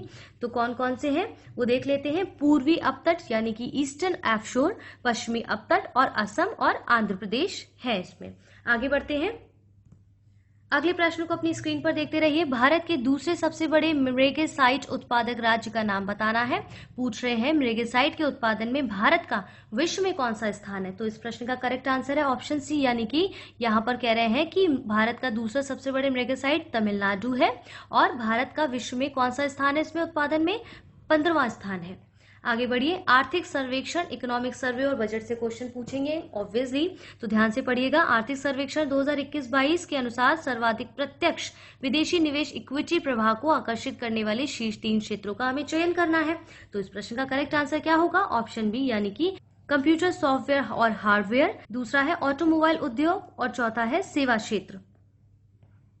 निम्नलिखित में से कौन सा देश आर्थिक सर्वेक्षण 2021-22 के अनुसार भारत के संदर्भ में पर्ण व्यापार संतुलन बनाने वाले शीर्ष 3 देशों के अंतर्गत नहीं आते हैं? इसका करेक्ट आंसर है ऑप्शन डी, यानी कि तुर्की जो है वो 3 देशों के अंतर्गत नहीं आता है, क्योंकि तुर्की चौथा देश है इसका। बाकी के 3 देश आपके सामने है, संयुक्त राज्य अमेरिका, बांग्लादेश और नेपाल। आइए आगे बढ़ते हैं। आर्थिक सर्वेक्षण 2021-22 के अनुसार हमें फिर से बताना है कि कौन सी वस्तु शीर्ष 3 आयातित वस्तुओं के अंतर्गत आती है। इस प्रश्न का करेक्ट आंसर है ऑप्शन बी, यानी कि सोना। अब बाकी के और भी वस्तुएं आती होंगी इसमें, जैसे कि कच्चा पेट्रोलियम, सोना और पेट्रोलियम प्रोडक्ट्स भी इसमें आते हैं। आगे बढ़िए। वित्तीय वर्ष 2021-22 में शीर्ष से दूसरे और चौथे आयातित स्रोतों को हमें चुनना है, और इस प्रकार से इस प्रश्न का करेक्ट आंसर है ऑप्शन सी, क्योंकि संयुक्त अरब अमीरात दूसरे और सऊदी अरब जो है वो चौथे स्थान पर इसमें आता है। अब हम इसमें टॉप 3 और टॉप 4 जान लेते हैं कि कौन कौन से देश हैं, जैसे कि चाइना, यूएई, यूएसए, सऊदी अरब और इराक आते हैं। आइए अगले प्रश्न को देखिए। निम्नलिखित में से सही विकल्प का चयन करना है। इस प्रश्न का करेक्ट आंसर है ऑप्शन डी, इनमें से कोई भी जो हमारे कथन दिए गए वो सही नहीं है। वो क्यों नहीं है? क्योंकि यदि किसी उद्योग का वार्षिक कारोबार 5 करोड़ रुपए से कम है तो उसे सूक्ष्म उद्योग की श्रेणी में रखा जाएगा। दूसरा कथन है, यदि किसी उद्योग का वार्षिक कारोबार 50 करोड़ रुपए से कम है तो उसे लघु उद्योग की श्रेणी में, और यदि किसी उद्योग का वार्षिक कारोबार 250 करोड़ रुपए से भी कम है तो उसे मध्यम उद्योग की श्रेणी में रखा जाएगा। तो इस प्रकार से ऑप्शन डी इसका करेक्ट आंसर हो जाता है। वित्तीय वर्ष 2022-23 में केंद्र सरकार ने इतना आंकड़ा जो दिया गया, इतने करोड़ रुपए खर्च करने का प्रस्ताव रखा है, जो वित्तीय वर्ष 2021-22 के संशोधित अनुमान से अधिक है। तो कितने प्रतिशत की बात कर रहा है ये? इसका करेक्ट आंसर होगा ऑप्शन ए, यानी कि 4.6%। निम्नलिखित में से सही विकल्प का चयन करिए। ये देखिए, बजट से डायरेक्ट क्वेश्चन आया है। वित्तीय वर्ष 2022-23 में राजस्व घाटा सकल घरेलू उत्पाद का 3.6% पर लक्षित किया गया है। दूसरा है, वित्तीय वर्ष 2022-23 में राजकोषीय घाटा सकल घरेलू उत्पाद में 6.4% पर लक्षित किया गया है। सही विकल्प क्या होगा इसका? ऑप्शन बी, यानी कि केवल 2 कथन इसका करेक्ट है। ए गलत क्यों है? पहला, इसका मतलब कथन गलत क्यों है? क्योंकि यहाँ पर 3.6% नहीं बल्कि 3.8% है। देखिए छोटे छोटे आंकड़ों से किस तरह से क्वेश्चन का स्वरूप बदल जाता है। इस तरह से हमारा जो फिर कट ऑफ आती है ना, उसका भी स्वरूप बदल जाता है। तो इसके लिए हमें मेहनत करनी होगी और अपने बजट को अच्छे से समझना होगा और पढ़ना होगा। आगे देखिए, केंद्रीय बजट 2022-23 के आंकड़ों के अनुसार वित्तीय वर्ष 2021-22 में कोविड-19, सब अवगत है इस बात से कि टीकों के लिए राज्यों को कितने करोड़ रुपए हस्तांतरित किए गए हैं? कितने रुपए हस्तांतरित किए गए हैं? 39,000 रुपए यहाँ पर हस्तांतरित किए गए हैं। आगे बढ़िए। निम्नलिखित में से किस योजना को केंद्रीय बजट 2022-23 के अनुसार अधिकतम आवंटन दिया गया है? करेक्ट आंसर है इसका ऑप्शन डी, यानी कि प्रधानमंत्री आवास योजना के इसको 48,000 करोड़ रुपए का इसमें आवंटन किया गया है। ऐसी योजना किस मंत्रालय के द्वारा लाई गई है, किस ईयर में लाई गई, उनका बजट क्या रहा है, उनका उद्देश्य क्या रहा है? योजनाओं से डायरेक्ट क्वेश्चन आ जाते हैं, प्लीज फोकस करिए। इसके बाद है, केंद्रीय बजट 22-23 में पूर्वोत्तर क्षेत्रों के लिए कितने करोड़ रुपए का आवंटन इसमें किया गया है? तो इस प्रश्न का करेक्ट आंसर हो जाएगा हमारा ऑप्शन बी।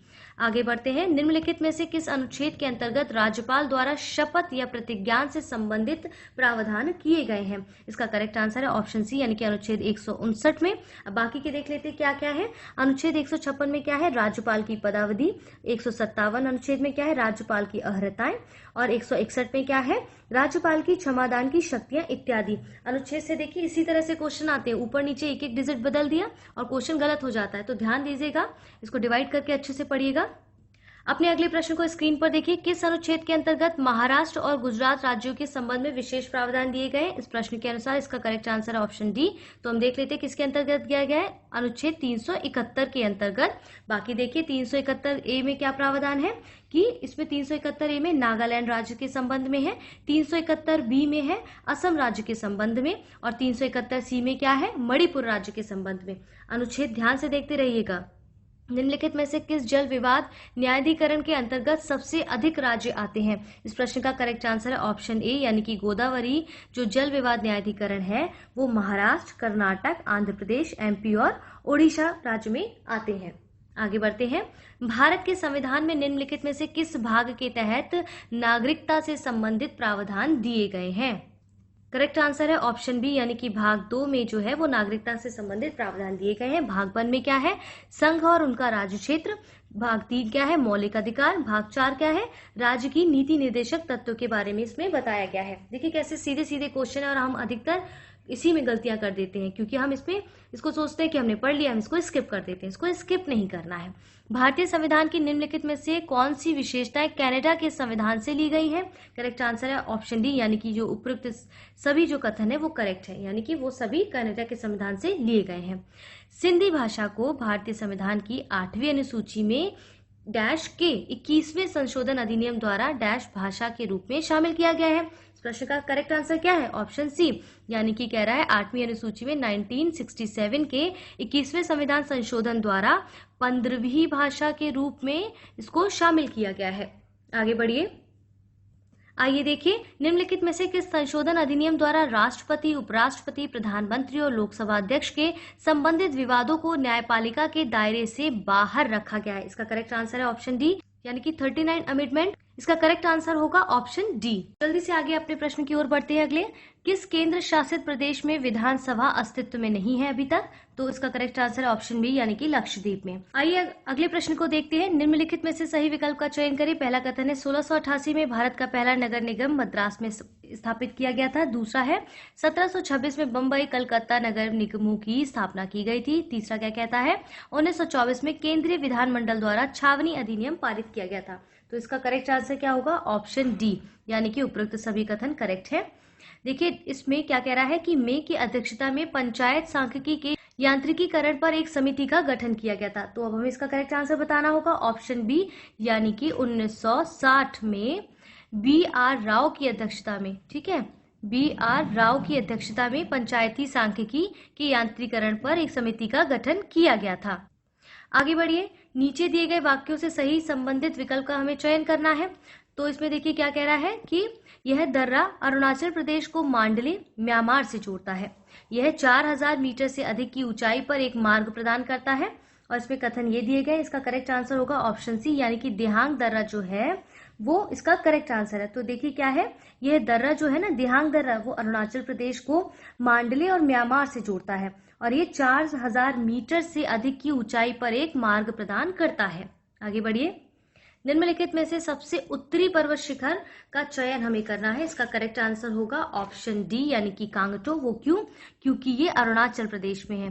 बाकी के देख लेते हैं, जैसे फोंगपोई हमारा मिजोरम में है, शिलांग पीक कहाँ पर है? मेघालय में। और सारामती पर्वत कहाँ पर है? नागालैंड में। देखिए आपको याद होगा कुछ इसी तरह की पर्वत श्रृंखलाएं हमने लास्ट टेस्ट सीरीज में भी डिस्कस की थी। यदि आपने वो देखा होता तो आप ये करेक्ट कर सकते, और जिसने देखा है वो समझ गया होगा करेक्ट आंसर इसका क्या है।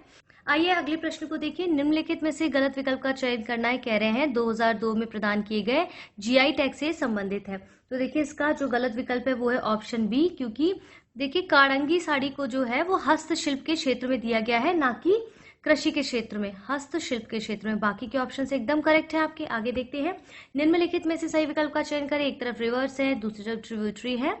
आइए देखते हैं इसका करेक्ट आंसर क्या होगा। ऑप्शन डी, यानी कि महानदी की जो है वो ओंग नदी ट्रिब्यूटरी नदी है। बाकी देख लेते हैं क्या करेक्ट होगा। चंबल नदी की ट्रिब्यूटरी नदी क्या होगी? बनास नदी। और सोन नदी की गोपद नदी है। और नर्मदा नदी की ट्रिब्यूटरी क्या है? तवा नदी। आगे बढ़िए, उस राज्य का चयन करें जो भूटान के साथ अपनी सीमा साझा नहीं करता है। इसका करेक्ट आंसर है ऑप्शन बी, यानी कि मेघालय इसके साथ सीमा साझा नहीं करता। तो कौन कौन से राज्य भूटान के साथ अपनी सीमा साझा करते हैं? किन किसके साथ साझा करता है ये? पश्चिम बंगाल, सिक्किम, अरुणाचल प्रदेश और असम करता है। आगे बढ़िए, उस राज्य का चयन करें जिससे होकर कर्क रेखा नहीं गुजरती है। ये यूपीपीसीएस के काफी फेवरेट क्वेश्चंस में से एक है। पढ़िए क्या है इसका करेक्ट आंसर। ऑप्शन ए, यानी कि मेघालय जो है वो कर्क रेखा से होकर नहीं गुजरती है। और ये कर्क रेखा किन किन राज्यों से होकर गुजरती है वैसे आपको पता होना चाहिए, फिर भी मैं यहाँ पर थोड़ा सा बता देती हूँ। 8 स्टेट से होकर गुजरती है। वो देखिए स्टेट्स कौन कौन से हैं। राजस्थान, गुजरात, मध्य प्रदेश, छत्तीसगढ़, झारखंड, पश्चिम बंगाल, त्रिपुरा और मिजोरम। अब आपके लिए एक काम है कि कमेंट बॉक्स में बताइए कि जो मकर रेखा है वो किन किन राज्यों से होकर गुजरती है। ठीक है, आगे बढ़ते हैं। देखिए निम्नलिखित में से सही विकल्प का चयन करें। एक जिला एक उत्पाद योजना के अंतर्गत इसमें पूछा गया है। तो देखते हैं इसका करेक्ट आंसर क्या होगा। इसमें सही आंसर जो है वो है हमारा ऑप्शन सी, यानी कि ये जो जिला है प्रयागराज वो मूंग उत्पादन के लिए ही प्रसिद्ध है।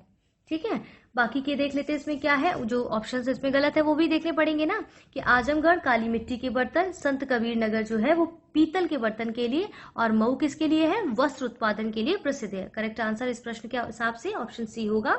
निम्नलिखित में से कौन सा जिला बुंदेलखंड एक्सप्रेस वे परियोजना से लाभान्वित होने वाले जिलों में से नहीं है? इसका करेक्ट आंसर है ऑप्शन डी यानी कि भदोही। तो देखते हैं बुंदेलखंड एक्सप्रेस वे परियोजना से कौन कौन से जिले लाभान्वित हैं।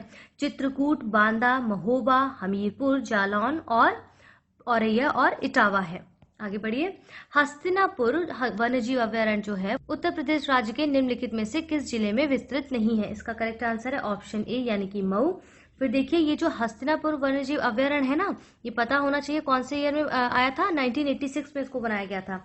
इसकी लंबाई कितनी है इस वन्यजीव अभयारण्य की? 2073 किलोमीटर वर्ग क्षेत्र में फैला हुआ है। और देखिए यूपी के किस किस जिले में विस्तृत है ये अभयारण्य? देखिए मुजफ्फरनगर, मेरठ, बिजनौर, हापुड़, अमरोहा, मुरादाबाद और गाजियाबाद। यूपी के मैप को रट लीजिएगा क्योंकि क्वेश्चन बनेंगे। लास्ट ईयर भी कई क्वेश्चन उससे बने थे। आगे देखिए। उत्तर प्रदेश राज्य के उन शहरों का चयन करें जो हिंडन नदी के तट पर स्थित है। करेक्ट आंसर है ऑप्शन ए यानी कि सहारनपुर, गाजियाबाद और मेरठ। आगे बढ़ते हैं। हाल ही में विश्व बैंक और एशियन इंफ्रास्ट्रक्चर क्या कह रहे हैं? हाल ही में वर्ल्ड बैंक और एशियन इंफ्रास्ट्रक्चर इन्वेस्टमेंट बैंक ने गुजरात सरकार के mission school of excellence project को कितने करोड़ रुपए का ऋण देने की घोषणा की है? इसका करेक्ट आंसर ऑप्शन सी यानी कि 75,000 करोड़ रुपए की। निम्नलिखित में से गलत विकल्प का हमें चयन करना है। पहला कथन देखिए ध्यान से।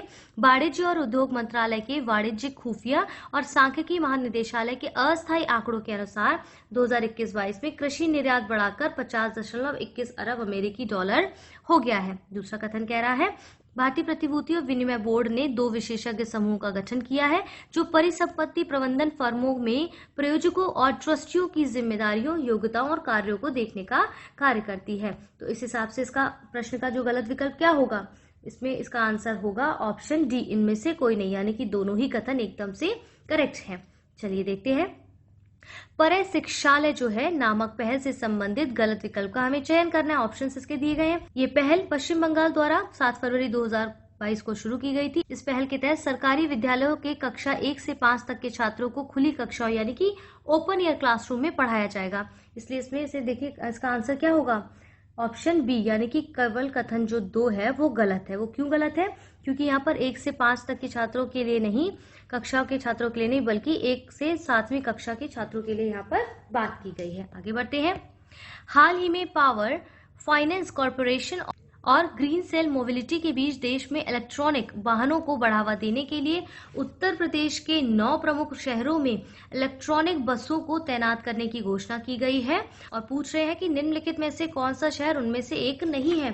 तो इसका करेक्ट आंसर है ऑप्शन बी यानी कि आजमगढ़ उसमें नहीं शामिल है। तो देख लेते हैं कि इसमें इसमें और कौन कौन से जिले शामिल हैं। आगरा, मेरठ, अलीगढ़, बरेली और गाजियाबाद और मथुरा इसमें शामिल है। आगे देखिए। मुंबई वाटर टैक्सी परियोजना जो है वो किससे संबंधित है? सही विकल्प का चयन करना है।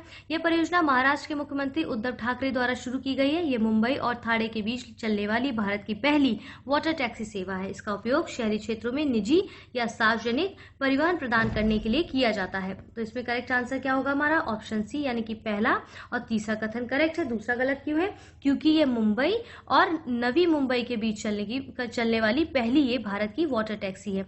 तो यहाँ पर क्या आएगा? नवी मुंबई, ना कि थाड़े के बीच। ठीक है, आगे बढ़ते हैं।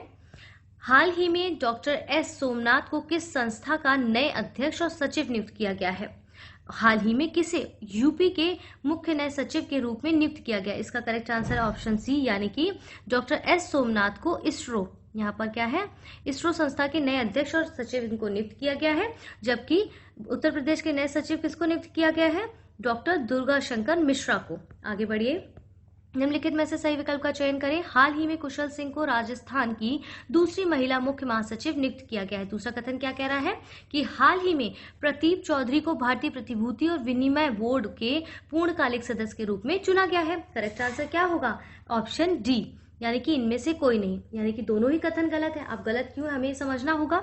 हाल ही में कुशल सिंह को नहीं बल्कि उषा शर्मा को राजस्थान की दूसरी महिला मुख्य सचिव नियुक्त किया गया है। दूसरा कथन कह रहा है कि हाल ही में प्रदीप चौधरी को, जबकि नहीं, किसको किया गया है, अश्विनी भाटिया को भारतीय प्रतिभूति और विनिमय बोर्ड की पूर्णकालिक सदस्य के रूप में चुना गया है।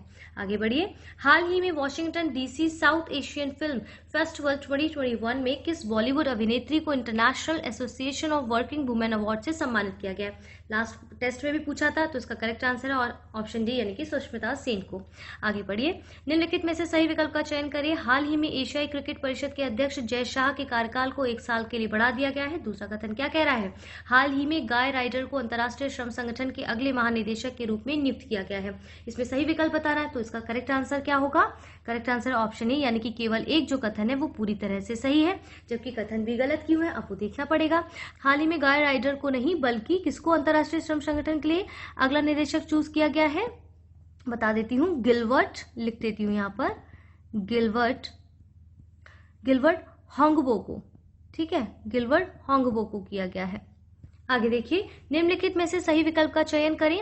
इसमें क्या कह रहा है, सही विकल्प हमारा कौन सा है, इसका करेक्ट आंसर ऑप्शन बी, यानी कि ICC women's T20 cricketer of the year किसको दिया गया है, टेमी ब्यूमोंट को दिया गया, जबकि बाकी की कथन गलत क्यों कह रहा है। देखिए, जो आईसीसी मेंस टेस्ट जो क्रिकेटर ऑफ द ईयर है इसको दिया गया है जू रूट को, जो कि इंग्लैंड से है। और तीसरा क्या कह रहा है, ICC emerging men's cricketer of the year Mohammad Rizwan को नहीं बल्कि जॉनिमन मलान को दिया गया है। वहीं पर ICC men's T20 cricketer of the year जो रूट को नहीं बल्कि मोहम्मद रिजवान को दिया गया है। तो इस प्रश्न के हिसाब से इसका करेक्ट आंसर ऑप्शन बी होगा। निम्नलिखित में से सही विकल्प का चयन करें। पहला कथन देखिए, अमेरिकी गणितज्ञ, क्या कह रहे हैं, अमेरिकी गणितज्ञ डेनिस पार्नेल सुल्विन को एवल पुरस्कार 2022 से सम्मानित किया गया है। दूसरा कथन है, नीरज चोपड़ा को स्पोर्ट्स स्टार SS 2022 का स्पोर्ट्समैन ऑफ द ईयर पुरस्कार, यानी कि पुरुष श्रेणी में इनको ये पुरस्कार से दिया गया है। ठीक है, इसका करेक्ट आंसर क्या होगा, ऑप्शन सी, यानी कि दोनों ही कथन हमारे एकदम करेक्ट है। ऐसी पर्सनैलिटीज, पुरस्कार, इन सब की लिस्ट देख के जाइएगा, क्वेश्चन आएंगे इससे जरूर। आगे देखिए 132 क्वेश्चन हमारा क्या कह रहा है कि नौसेना और डैश समुद्री आत्मरक्षा बल के बीच एक गैर संपर्क मोड में बंगाल की खाड़ी में एक समुद्री साझेदारी अभ्यास को आयोजित किया गया है। इसके हिसाब से इसमें क्या फेल होगा, देखिए ऑप्शन बी जो है वो करेक्ट है। वो क्यों, क्योंकि भारतीय, यहाँ पर क्या है, भारतीय नौसेना और जापान की समुद्री आत्मरक्षा बलों के बीच एक ये संपर्क में बंगाल की खाड़ी में एक समुद्री साझेदारी अभ्यास को आयोजित किया गया है। बाफ्टा पुरस्कार जो है 2022 से संबंधित है। इसमें गलत विकल्प बताना है। इसका जो गलत विकल्प है उसका है वो हमारा ऑप्शन जो है वो डी है, यानी कि दूसरा और जो चौथा है वो गलत है। वो क्यों है, क्योंकि देखिए सर्वश्रेष्ठ निर्देशन, इसको इंग्लिश में देखते हैं, बेस्ट डायरेक्टर के लिए किसको अवार्ड दिया गया है, जैन कैंपियन को। और चौथा गलत क्यों था, क्योंकि इसमें best actor in a leading role में किसको दिया गया है, विल स्मिथ को दिया गया है, ना कि जैन कैंपेन को। आगे बढ़िए। हाल ही में किस बैंक ने महिलाओं के लिए महिला मित्र प्लस के नाम से विशेष सुविधा संपन्न को योजना को शुरू किया है, तो इसका करेक्ट आंसर है ऑप्शन सी, यानी कि फेडरल बैंक ने। निम्नलिखित में से सही विकल्प का चयन करिए। हाल ही में तमिलनाडु के मुख्यमंत्री MK स्टालिन द्वारा उंगलिल ओरुवन नामक पुस्तक लिखी गई है। और दूसरा कथन है, हाल ही में दीपम चटर्जी द्वारा the millennium Yogi a modern day parable about reclaiming one's life पुस्तक लिखी गई है। इसमें करेक्ट आंसर इसका है ऑप्शन सी, यानी कि दोनों ही कथन हमारे करेक्ट होंगे। आगे बढ़िए। हाल ही में सहेली कार्यक्रम के अंतर्गत ग्रामीण महिला उद्यमियों के विकास का समर्थन करने के लिए डैश राज्य ग्रामीण आजीविका संवर्धन सोसाइटी के साथ एक समझौता ज्ञापन पर हस्ताक्षर किए गए हैं। वो क्या है, ऑप्शन ए, यानी कि हाल ही में अमेजॉन इंडिया ने सहेली कार्यक्रम के अंतर्गत ग्रामीण महिला उद्यमियों के विकास का समर्थन करने के लिए कर्नाटक राज्य ग्रामीण आजीविका संवर्धन सोसाइटी के साथ एक कॉन्ट्रैक्ट पर साइन किए हैं। आगे बढ़िए। हाल ही में 27 फरवरी 2022 को राष्ट्रीय प्रोटीन दिवस मनाया गया है और इस वर्ष का भारत प्रोटीन दिवस का मुख्य विषय क्या रहा है, इसकी थीम रही है खाद्य भविष्यवाद। करेक्ट आंसर इसका यही होगा। बढ़ते हैं अपने अगले प्रश्न पर। अगले प्रश्न की ओर बढ़ते हैं। निम्नलिखित में से किसे बिहार खादी और बिहार के अन्य हस्तशिल्प के ब्रांड एम्बेसडर के रूप में चयनित किया गया है? दूसरा कथन कह रहा है हाल ही में किसे कर्मचारी चयन आयोग का अध्यक्ष जो है वो नियुक्त किया गया है? तो इस हिसाब से हमारा करेक्ट आंसर क्या होगा? ऑप्शन डी, यानी कि मनोज तिवारी जी को बिहार खादी और बिहार के अन्य हस्तशिल्प के ब्रांड एम्बेसडर के रूप में चयनित किया गया है। और वहीं किसी कह रहा है कि कर्मचारी चयन आयोग के अध्यक्ष को एस किशोर को जो है इसका अध्यक्ष नियुक्त किया गया है। आगे बढ़िए। वर्सामा शील्ड 2022 सैन्य अभ्यास से संबंधित जो है वो गलत विकल्प कौन से हैं? आइए ऑप्शंस पढ़ते हैं। यह सैन्य अभ्यास 5 देशों जिसमें Australia, New York, Singapore, United kingdom, Malaysia के सशस्त्र बलों के बीच में इसको आयोजित किया गया। दूसरा कथन क्या है? वर्सामा शील्ड 2022 सैन्य अभ्यास की अध्यक्षता वर्ष 2022 में मलेशिया को सौंपी गई थी। इसमें गलत विकल्प की बात कर रहा है तो इसका आंसर क्या होगा 139 का? ऑप्शन ए, यानी कि विकल्प ए जो है वो गलत है। क्यों? क्योंकि यहाँ पर 5 देशों में कौन कौन से देश हैं? Australia, Singapore, United kingdom, Malaysia, जबकि न्यूयॉर्क नहीं है। यहाँ पर क्या है? ये न्यूजीलैंड है। ठीक है, ये 5 देशों को ध्यान रखिएगा। आगे बढ़िए। हाल ही में पाकिस्तान सरकार द्वारा किसे हिलाल ए पाकिस्तान पुरस्कार से सम्मानित किया गया है? डैश द्वारा कर्नाटक बैंक को 17वें वार्षिक बैंकिंग प्रौद्योगिकी सम्मेलन और पुरस्कारों में 2020-21 नेक्स्ट जेन बैंकिंग में 3 पुरस्कार से सम्मानित किया गया है। तो इस प्रश्न का करेक्ट आंसर है ऑप्शन ए, यानी कि बिल गेट्स और भारतीय बैंक संघ की ये बात कर रहा है। आगे देखते हैं। हाल ही में डैश दिया गया है 2 जगह ने के साथ उड़ान और योजना के माध्यम से क्षेत्रीय हवाई संपर्क के संवर्धन के उद्देश्य से समझौता ज्ञापन पर हस्ताक्षर जो है वो किए हैं। इसका करेक्ट आंसर है ऑप्शन सी। देखिए क्यों? इसमें कह रहा है मेक माई ट्रिप जो है, मेक माई ट्रिप ने नागरिक उड्डयन मंत्रालय के साथ उड़ान योजना के माध्यम से क्षेत्रीय हवाई संपर्क के संवर्धन के उद्देश्य से एक समझौते पर हस्ताक्षर किए हैं।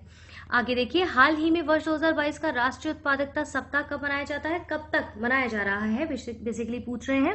करेक्ट आंसर है ऑप्शन बी, यानी कि 12 फरवरी से 18 फरवरी तक। अब आप भी बताइएगा कि ये जो राष्ट्रीय उत्पादकता सप्ताह है इसकी थीम क्या रही है इस बार? ठीक है, तो कमेंट बॉक्स में इसकी आप थीम बताइएगा। निम्नलिखित में से सही विकल्प का चयन करना है। देखिए, यूनेस्को के महानिदेशक ऑड्रे ओजोले द्वारा जापानी फिल्म निर्देशक ताकेनोरी सेंटो को सांस्कृतिक और रचनात्मक उद्योगों के लिए यूनेस्को की सद्भावना राजदूत नियुक्त किया गया है। दूसरा कथन क्या है? अहमद नसीर उल रईसी को अंतर्राष्ट्रीय आपराधिक पुलिस संगठन इंटरपोल के नए अध्यक्ष के रूप में नियुक्त किया गया है। इसमें से हमें सही विकल्प चूज करना है। तो इस प्रश्न का करेक्ट आंसर ऑप्शन बी, यानी कि केवल 2 जो है वो सही है। इसका कथन सही है ये एकदम से। पहला कथन जो है वो गलत क्यों है? देखिए, यहाँ पर जो ये दिया गया ना ताकेनोरी सेंटो, इसकी जगह किसका नाम है? नाओमी कावासेका। ठीक है, आगे देखिए। अगले प्रश्न को देखिए। भारतीय डैश कवि इब्राहिम सुतार, जिन्हें कन्नड़ का कबीर के रूप में माना जाता है, उनका हाल ही में निधन हो गया है। यहाँ पर हिंदी में मिसिंग है, यहाँ पर क्या हो गया? उनका निधन हो गया है। तो पूछ रहे हैं कि कौन क्या है इसमें ऑप्शंस? सामाजिक कार्यकर्ता, गायक, नर्तक और पत्रकार। करेक्ट आंसर होगा इसका ऑप्शन ए, यानी कि सामाजिक कार्यकर्ता। आगे देखिए अपने क्वेश्चन को। पहली S-400 वायु रक्षा प्रणाली से संबंधित गलत विकल्प हमें चयन करना है। पहला कथन देखिए, भारतीय वायु सेना ने पश्चिमी पंजाब सेक्टर में इस वायु रक्षा प्रणाली का पहला स्क्वाड्रन तैयार किया है। ठीक है, इस प्रणाली को पाकिस्तान और चीन से हवाई खतरों का ध्यान रखने के लिए तैयार किया गया है। गलत चूज करना है इसमें से ऑप्शन। तो इसका गलत जो ऑप्शन है वो कौन से के अंतर्गत आएंगे? ऑप्शन, इस प्रश्न का करेक्ट आंसर है ऑप्शन डी, यानी कि इनमें से कोई नहीं, यानी कि दोनों ही कथन हमारे एकदम से करेक्ट हैं। आइए अपने अगले प्रश्न को देखिए। निम्नलिखित में से गलत विकल्प का चयन करना है। हाल ही में विश्व के सबसे उम्रदराज टेस्ट क्रिकेटर जो है एलिन एश का 110 वर्ष की आयु में निधन हो गया है। हाल ही में तमिल फिल्म गीतकार सिरिवेनेला सीताराम शास्त्री का भी निधन हो गया है। इसमें से गलत विकल्प हमारा कौन सा है? ऑप्शन बी जो है इसका उत्तर होगा, और केवल 2 गलत विकल्प है इसमें। क्योंकि यहाँ पर तमिल फिल्म के गीतकार की बात नहीं कर रहा है, बल्कि ये तेलुगु के गीतकार थे, तेलुगु। ठीक है, आगे देखते हैं। सैयद मोदी अंतर्राष्ट्रीय बैडमिंटन टूर्नामेंट 2022 से संबंधित गलत विकल्प का चयन कीजिए। लखनऊ में आयोजित इस टूर्नामेंट में साइना नेहवाल ने महिला एकल का खिताब जीता है। वहीं यह 18 से 23 जनवरी 2022 तक लखनऊ उत्तर प्रदेश के बाबू बनारसी दास इंडोर स्टेडियम में आयोजित किया गया था। इसमें से गलत विकल्प चूज कर रहा है तो ऑप्शन ए है इसका उत्तर है, और केवल एक जो है वो गलत विकल्प है। वो क्यों है? कि लखनऊ में आयोजित इस टूर्नामेंट में साइना नेहवाल ने नहीं, बल्कि किसने किया है? पीवी सिंधु ने। ठीक है, पीवी सिंधु ने इस महिला एकल खिताब को जीता है। आगे बढ़िए। सरयू नहर राष्ट्रीय परियोजना से संबंधित गलत विकल्प का चयन करना है।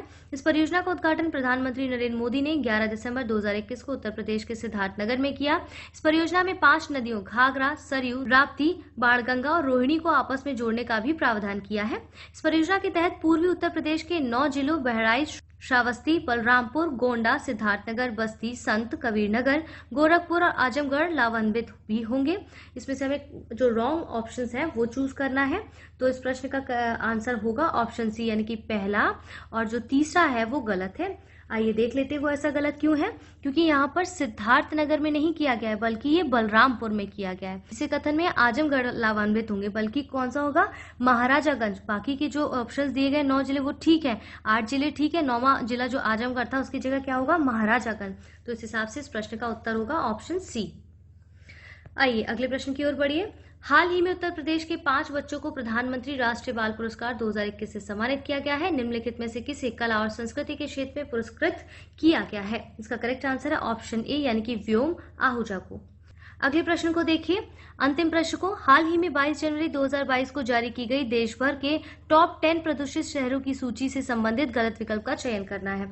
इस प्रश्न का गलत विकल्प क्या है, ऑप्शन बी इसका सही इसका उत्तर है। और अब आप ये बताइएगा कमेंट बॉक्स में कि यूपी के कितने शहर जो है टॉप 10 में वो प्रदूषित शहरों में आते हैं, और इस सूची को यानी कि ये जो सूची है इसको कौन जारी करता है, ये आप हमें कमेंट बॉक्स में बताएंगे। आज के इस प्रश्नों की श्रृंखला को यहीं पर समाप्त करते हैं। आपसे आशा करती हूँ ये आपको वीडियो पूरी तरह अच्छे से समझ आया होगा। आने वाली वीडियो को भी कंटिन्यू देखते रहिए, अपनी पिछली वीडियो को भी देखिए ताकि आप कनेक्ट कर सकें, और जो भी क्वेश्चन रिपीट हो रहा है या उनकी व्याख्या रिपीट हो रही है ताकि उससे रिवाइज होता रहेगा आपका बार बार। हमारी वीडियो को लाइक करें, हमारे चैनल को सब्सक्राइब करें, अपने दोस्तों के साथ ज्यादा से ज्यादा इस वीडियो को शेयर करें। धन्यवाद।